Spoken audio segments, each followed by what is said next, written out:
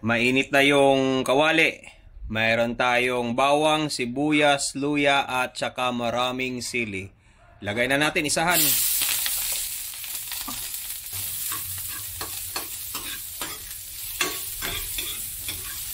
Pangklaseng paksiw to kasi gigisa ko muna para mas mabango.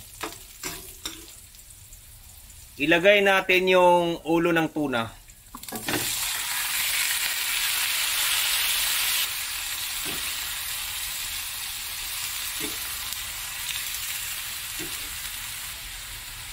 Lagyan natin ng suka.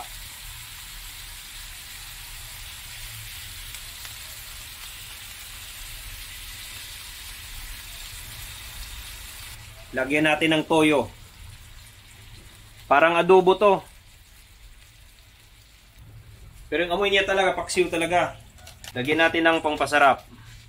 Magic sarap. Baka naman. Dahon ng laurel.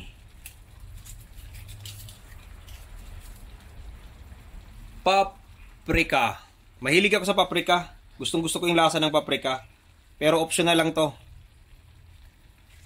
Dagdagan ko pa konti. Takpan muna natin bago natin haluin. Lagyan natin ng kaunting tubig. Small amount lang.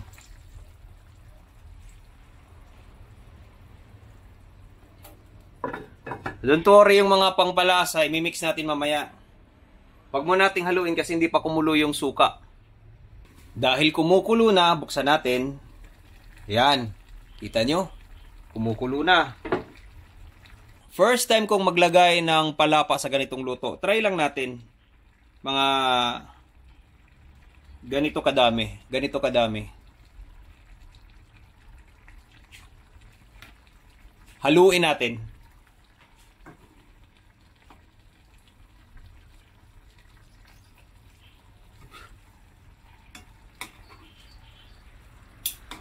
Mix muna natin sa sabaw. Kasi kung halo-haluin natin to, isda to, baka madurog. Tapos halo natin dun sa mga laman. Kasi pangit naman kung madurog tong mga ano. Baka mapagkamalang corned beef. Tikman natin.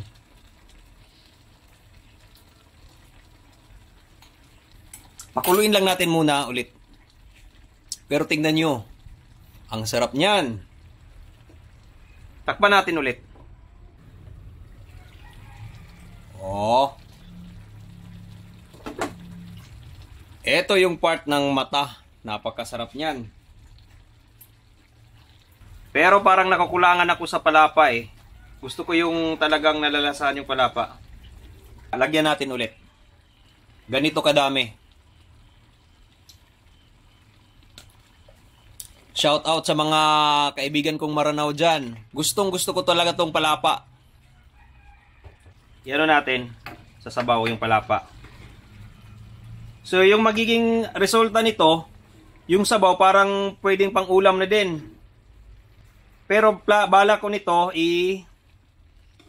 gawing mag-dry siya hanggang parang magmantika ng konti para mas masarap. Pero kahit ngayon masarap na to eh. I-reduce lang muna natin yung sabaw, pero bago yan, tikman natin. Napakasarap. Tingnan nyo naman. Ang sarap niyan. Tingnan natin, check muna natin. Baka naging tutong na to. Ayan. Nag-reduce na yung sabaw. Haluin muna natin. So medyo nagmamantika. Wow, ang ulo. Awang mata. Tingnan nyo yung mata. Sarap niyan.